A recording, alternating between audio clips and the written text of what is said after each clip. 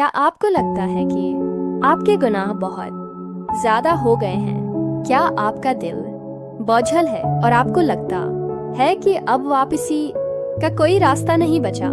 اگر آج آپ یہ ویڈیو دیکھ رہے ہیں تو یاد رکھیں، یہ کوئی اتفاق نہیں ہے، یہ اللہ کی طرف سے آپ کے لیے امید کا ایک پیغام ہے۔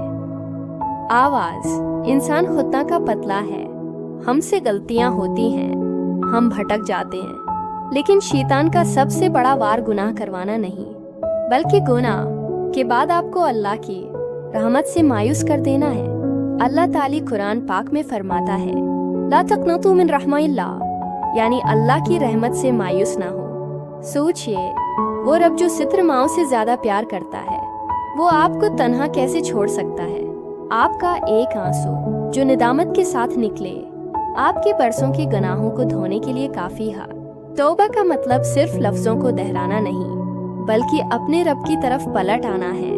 جب بندہ سچے دل سے کہتا ہے کہ یا اللہ، میں شرمندہ ہوں، تو عرش الہی پر اس کی واپسی کا جشن منایا جاتا ہے۔